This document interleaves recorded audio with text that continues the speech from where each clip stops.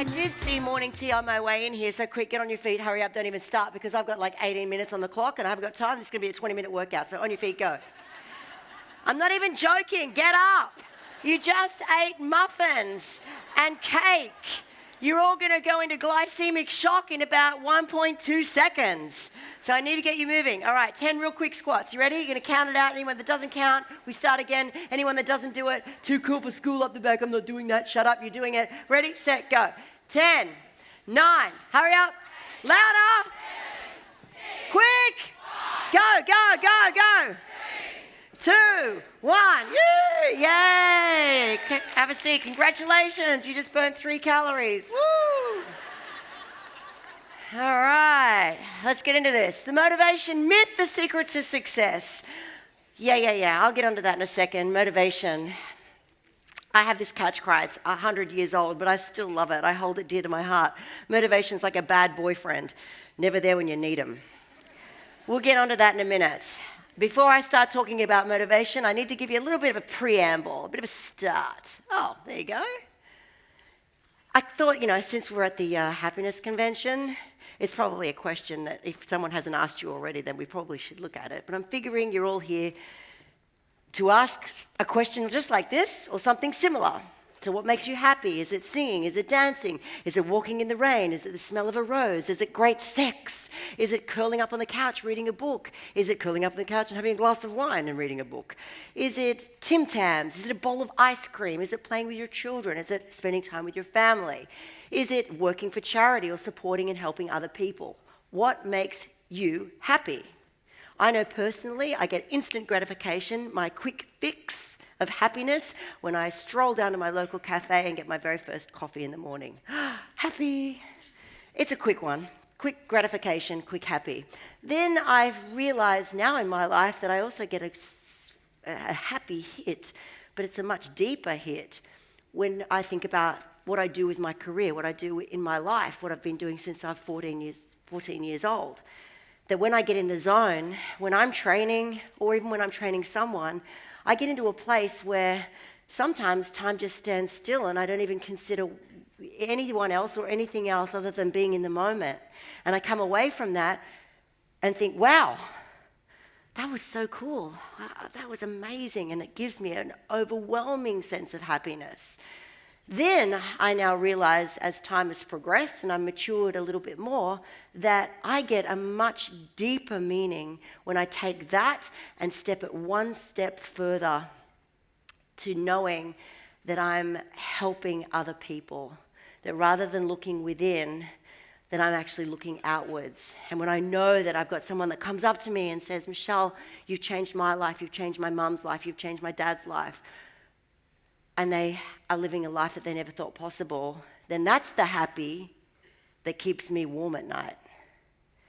That's the happy that lasts because it's deep and it's entrenched and it gives my life meaning. The coffee hit in the morning, yeah, still makes me happy, but nothing like that. So research tells us currently that 50% of what makes us happy is up to our genetics and evolution. That 10% of life, what makes you happy is life circumstances, marital status, work status, wealth, etc. But what blows me away, and this comes from Dr. Martin Seligman, the founder of positive psychology, who has actually spoken at this conference, that 40% comes down to our choices and our actions, and I'm like, wow! That puts me pretty much in the box seat, in the driver's seat. So think about it. What actions, what choices could you make today that's going to get your happy barometer up? You got a 40% shot at it, dude. That's pretty good. What it also tells me is that in order to figure out what my choices and my actions are that's going to get me a little happier, I got to know a few things about myself. I got to do a little bit of introspection. So there's this dude called Socrates, and this is a very famous statement of his. And when I first read it, I was like, an unexamined life is not worth living. What? Look, when someone says, or when I say, those shoes are not worth $500, I get it. Or that jacket is not worth $1,000, I get it. Or that car is not worth $30,000. Absolutely not. I totally get that that's not worth it. But when someone says not worth living, it's a big statement. So I wanted to check in a little bit deeper with this. Worth. What does it cost? Well, according to this dude, an unexamined life is not worth living. Okay, so apparently he knows what he's talking about. He's a pretty smart dude at the time. An unexamined life. All right, well, what does that mean? What is an unexamined life? An unexamined life is unexamined. It hasn't been checked in with. It hasn't been looked at. It hasn't been tested.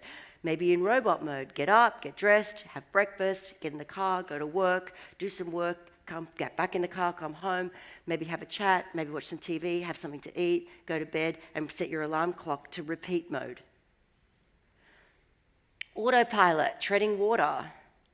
Perhaps a life that's based on values or beliefs that we've never looked at, you've never looked at, tested, or even examined. Living equals, well, your life from start to finish. It's kind of big. Possibly in a direction that's not of your own choosing. Okay, so we're talking some pretty big stuff here. I'm prepared to have a look. I'm prepared to do a little bit of self-examination. A lot of people run from it and are fearful of self-examination because they feel like it could corrode their self-worth or their self-beliefs and their self-values. But what about this? What if it actually amplified your life? What if it even purified your life by giving you some clarity around who it is you are and where you're going and where you no longer want to go and who you no longer want to be, but you'd rather be over here? All right, well, let's check in. So, can you believe this is all coming down to motivation? I know, we're getting there.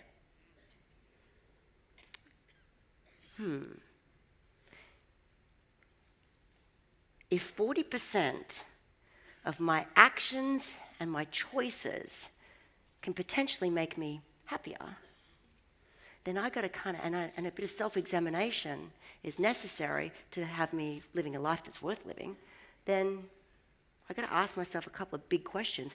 My number one question I always ask my clients, my contestants, and myself is, what do you want?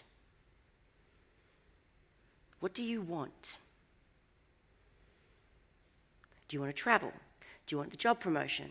Do you want to have family? Do you want to have a boyfriend? Do you want to have a girlfriend? Hey, do you want to get married? Do you want to get a wife? Do you want to get a husband? Do you want to lose a wife? Do you want to lose a husband? Do you want to have kids? If you've got kids, do you want to have a better relationship with your kids? Do you want to have a better relationship with your mum, your dad, your brother? What do you want? The question after you've answered that, and you need to, why? Why do you want it? This is your armory. This is going to help you get some tools in your toolkit. The more whys you have, the more you'll slay your excuses. And I'll get onto those in a moment. The kicker is only you can create the why. I can't. Your mum can't. Your sister can't. Your friend can't. Only you can. What do you want? And why do you want it? The more whys you have, the more rationale you've got to say, God damn it, this is why I'm getting up at 5 o'clock in the morning when it's freezing cold in winter, because X, Y, Z. Or this is why I'm saying no to my friends on the weekend when they're all going off having a great time and I'm staying at home writing my book. This is why I'm toiling. This is why I'm enduring. This is why I'm pushing the boundaries, because that's what I want, and these are the reasons why. So when we're looking at self-examination, or personally, I like to look at a word, one of my favorite words, responsibility. Responsibility. Responsibility. You have an ability to respond. When all the world is out of control and everything is, oh, shit's hitting fan, You have no control over it, but you have control over one thing: how you respond. For example, I was coming back from the Blue Mountains on the weekend, the long weekend on Monday, in traffic. Now, I had the ability to respond in any way I wanted to. And to save the people that were in the car with me, I bit my tongue and didn't respond in the way that I wanted to. Instead, I responded in a different way. Who knew? Who knew that I was a genius at I Spy? Who knew? I have found my calling. I am awesome at I Spy. Okay, granted, I was up against a 6-year-old, but still. Come on, kid, you got to grow up sometime, and I'm winning this game, and this is making me very happy. So step 1 with responsibility is to take responsibility of who you are and your life.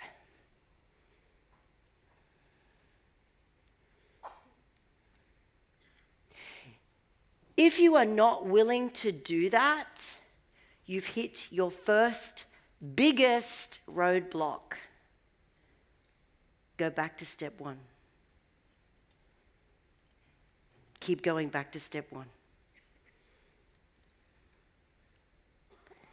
Responsibility is the acceptance of your actions, how you respond. You have control of that. So the motivation myth. Need motivation? I'm fearing that's why you're here. You want a bit of motivation. Come on, Michelle. You're the motivation queen. Clearly at 5 o'clock in the middle of winter and it's pitch dark and freezing cold, you must get out of bed and go, woo! Yeah, bring on that 10K run. That never happens, just by the way, ever. And if it did, shoot me. I don't want to be that person. So do you need motivation? It's another excuse. We dress it up. Oh, but I'm not motivated. Well, I'm not motivated to do my tax. I'm so not motivated to put my clothes away. It's one of my pet hates. But we do it. Motivation is another excuse. And excuses are interesting, fascinating. In fact, I've built a little bit of a career around them, and I've written a couple of sections in books on excuses. The one thing that I've learned in my career is that I can take away your house, I can take away your money, I can take away your family, I can take away your car, but I can't take away your excuses. Only you can take them or not. It's totally your call. Excuses, however, they save us. Man, they save us from pain. Excuses save us from our pride. You know, back in the day, I was an athlete. I represented my state and I represented my school back in the day. What are you doing now? They save us from our ego. Big thing that they save us from, which I find a problem, they save us from the truth. They keep us in that denial room with the door firmly shut. Excuses protect you, but at an extremely heavy cost. And you cannot live a full life while you are weighed down by them. Now, let's just say, for example, that you have decided to kick your excuses to the curb. Excellent. And you've found solutions for all of them. Well, I've got some pretty tough news for you. The world can't wait to give you one. Oh my God, they can't wait to give you one. Why? Because an excuse frees everyone from responsibility. Let me give you an example. Oh, come on, it's one piece of cake. It's not going to hurt you. Are you really still doing that whole fitness thing? I mean, God, You can come along to the barbecue. You don't have to go and train. Come on, please. You've been denying yourself for so long. You really deserve this. Hey, we're all going for drinks. Why aren't you coming? Are you only going to have one drink and go? Come on, stay. You deserve it. You work hard. It frees everyone from their own ability to respond. I'm reading a book at the moment by a gentleman called Eric Greeton, and he says in his book, he actually uses the word alibi instead of excuse, which I kind of find that's kind of cool too. Bless you. A good excuse or alibi can be more seductive than an achievement, than a great achievement. An achievement requires daily discipline. An excuse promises to end hardship, failure, and embarrassment. A great achievement requires a bit of pain. An excuse promises pain-free. Except in the long term, not really. There's always going to be a little bit of pain. You can either have a pain in a training session that goes for, maybe an hour, and then for the rest of the 23 hours, have a great time because you're rocking around and feeling good and got lots of energy. Or you can have the 24/7 pain that I see all the time of regret and shoulda, woulda, coulda. Choose your pain. Begin. This is from one of my Biggest Loser contestants this year. We're still filming the show. He's still in the house. It hurts to realize how much time I've wasted. I thought it was genius. He, like everybody else, at the beginning, I don't even know how to do this. I don't even know where to begin. I put to you that it's not that you're lacking information, it's not that you're lacking knowledge, it's that you're lacking courage to get started. The information's out there. You can Google how to do a squat. Hey, I've got a whole bunch of recipe books over there. You can come and collect and understand how to cook. The information's there. It's the courage to use it. Not knowing everything cannot be an excuse for doing nothing. Begin. You don't need to know everything. You simply need to know better choices from poor choices. Getting up in the morning and going for a walk or a run rather than sleeping in and regretting the fact that you didn't do it. Choosing the grilled fish and salad instead of the chips and pie. Better choices from poor choices. And be humble. Start with humility. Your task is not to start in a noble place, but to possibly end up in one. You're not going to know everything. That's okay. Begin. Responsibility, taking responsibility elicits fear. Of course it does. It's a natural instinct. And I promise you, if you're afraid of failing, just let me lay it on the line. You will. Anyone who has done anything, industrious leader of our community, all of them have failed. Monumentally sometimes. Be ready for it, to learn from it. Recognize that fear is the proof. Feeling that fear is proof that you've chosen great work to do because it means something to you. And of course, every worthy challenge will inspire some fear. I'm a big believer in small steps to make great change. Small steps. Think of a compass just a couple of degrees out. In the long run, can be a massive difference. My point is by making one small change, you can make over time a massive difference. Small steps of change can make an enormous difference over time. If applied consistently, they can definitely transform lives. It happens through evolution, not revolution. I need to get skinny now. How often's that worked? This is a great quote from the book Resilience that I'm reading at the moment. Over time, through the process of daily choices, we find that we've built courage, strength, and wisdom. We're not denying ourselves. We're not taking away from ourselves. We're actually adding to ourselves. We've changed who we are and how we can be of service to the people around us. Love that quote. So I'd like to leave you with this. What changes can you make today by being resilient, by doing a little bit of self-examination, by checking in, by kicking your excuses to the curb, by asking yourself, what do I want and why do I want it? Making a plan, putting it together. What changes will you make today? Thank you. You go to this supermarket and shouting, I want to buy peace of mind. Then people laughing, or people feel that person's mind is something wrong.